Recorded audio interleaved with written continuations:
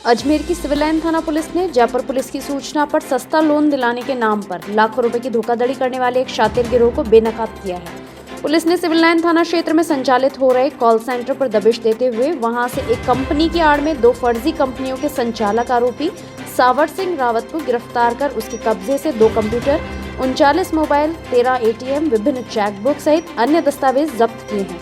Police की तफ्तीश में सामने आया है कि आरोपी पिछले 6 महीने में करीब 60 से 70 लाख की ठगी कर चुका है। इसके लिए बकायदा उसने फोन नंबरों का डेटाबेस तैयार किया और कॉल सेंटर बनाकर बड़ी संख्या में युवाओं को रखकर काम कर रहा था।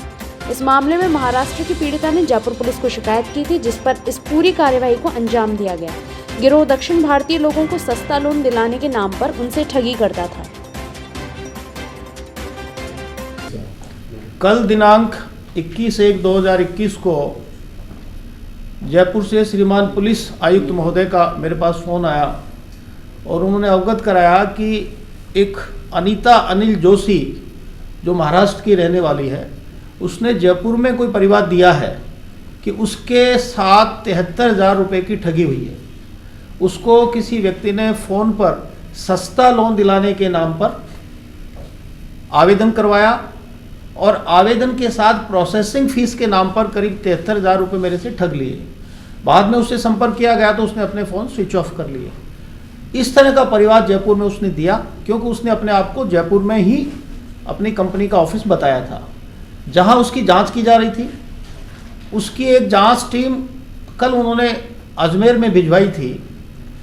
जब उन्होंने उसकी जांच की तो ये पाया गया कि जिस फ़ोन से उन्होंने कॉल किया उसको परिवादी को, उसकी लोकेशन अजमेर में है और अग्रिम कार्रवाई करने के निर्देश दिए।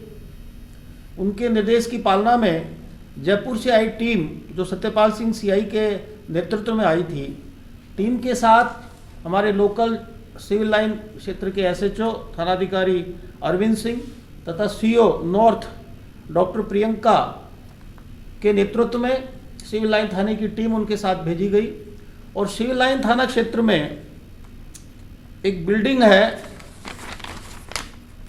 जिसका नाम है बिल्डिंग का पैनोरमा कोचिंग सेंटर के नाम से बिल्डिंग है। उसमें उसकी 3री मंजिल पर एक ऑफिस चल रहा था जिसमें कॉल सेंटर चलता पाया गया, जिसका नाम था Canopus total service private limited. और उसमें करीब 25-30 लड़के लड़कियां अलग अलग कॉलिंग बॉक्स बना करके और फ़ोन करते हुए पाए गए, मोबाइल से फ़ोन करते हुए पाए गए।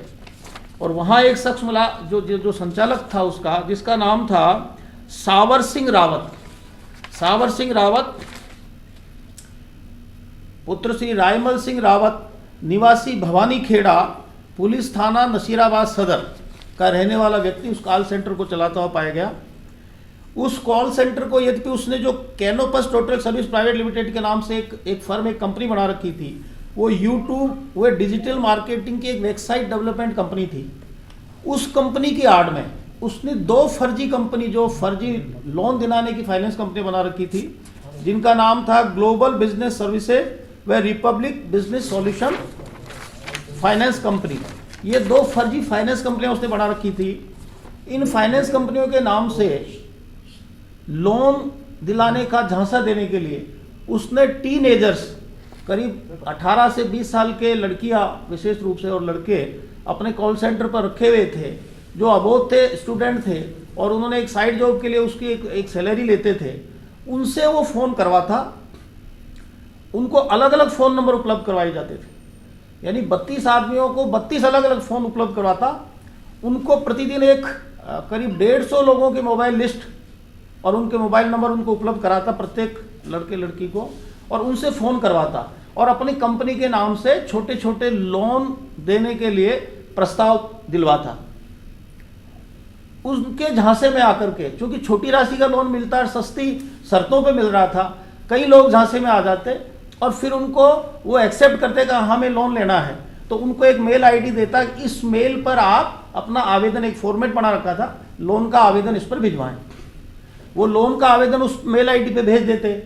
उसके बाद फिर उनसे प्रोसेसिंग फीस के नाम पर डिमांड की जाती, जो लोन की राशि के अनुसार करीब 10 से 30 हज़ार रुपए की डिमांड की जाती।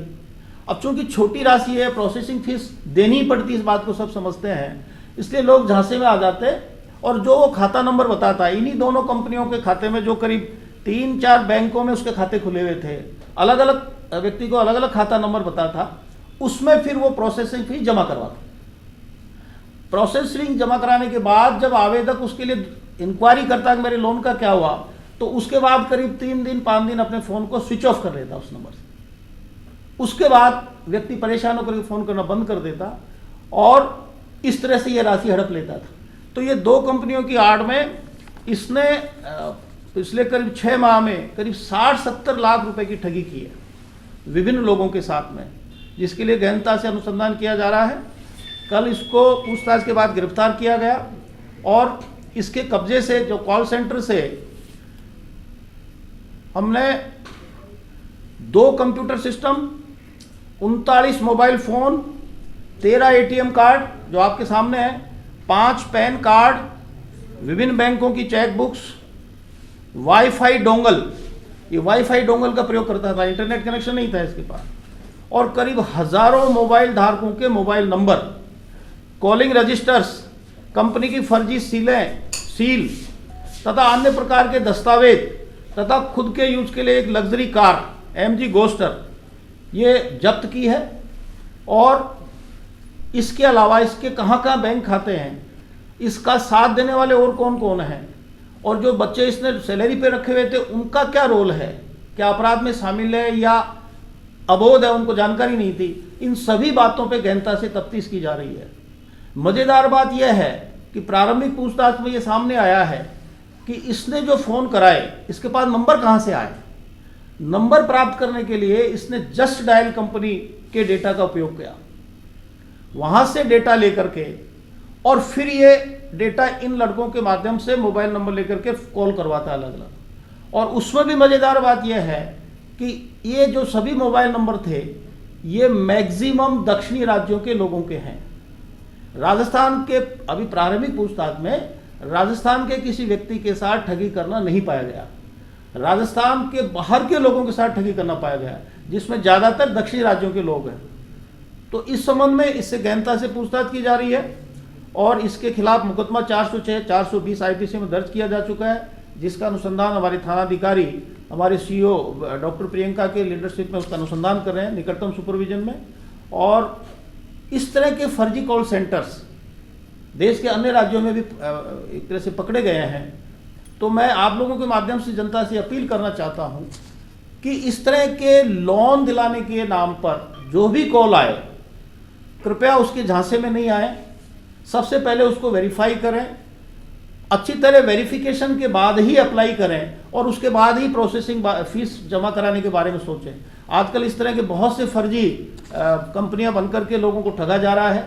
लोग सस्ते लोन के लालच में आकर के और अपना डेटा भी दे रहे हैं और प्रोसेसिंग फीस के नाम पे पैसा भी दे रहे हैं।